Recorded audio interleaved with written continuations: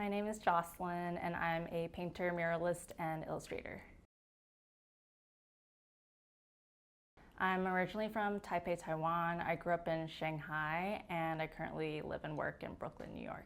I've been painting and doing ceramics for the past 7 years since I became freelance. But this newer work was developed last summer when I was at a residency in Mexico City. And it's kind of a departure from the works that I had been making before, although still exploring similar themes to the work that I've always been making. So I feel like with drawing the figure, it's always been like a vehicle or vessel for me to explore themes like identity, belonging, and connection. And then when I was in Mexico City, I felt like I was noticing architectural details that were saying similar things to me. So with the newer works, I kind of abstracted the figures more and turned them into forms that look like iron gates or windows.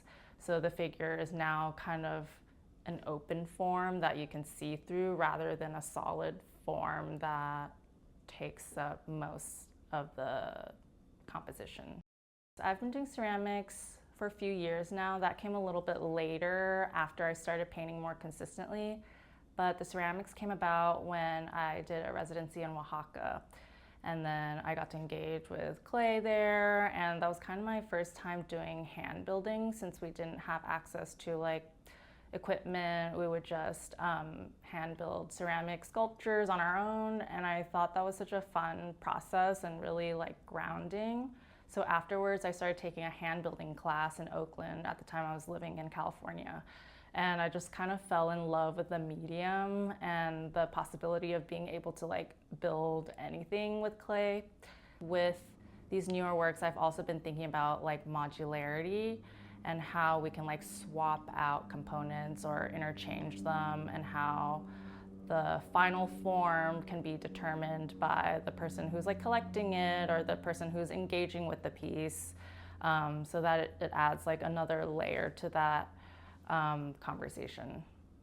I think it's just a fun element to have when you can let someone decide what it's gonna look like in the end. Like with the ceramic frames, I have paintings on paper within the frames, but that could be swapped out for other versions of paintings, or it could even be swapped out with photos. But I also think it kind of speaks to this idea of identity and how it's perceived and also presented, and then once the person who is engaging with the work is making their decision on what the final piece is going to look like, that's adding back to the idea that identity is a conversation.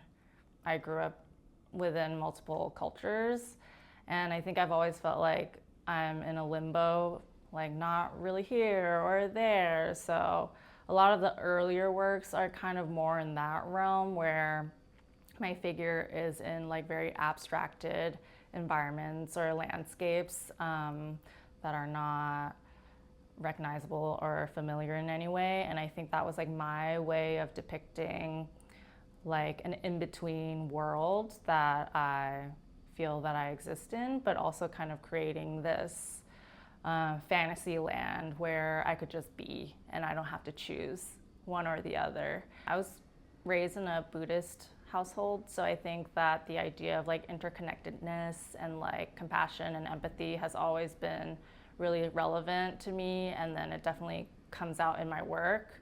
And I don't really think I realized that it was so ingrained in me, and that's why I was so interested in making work about how we're all connected as beings and how we have very universal experiences.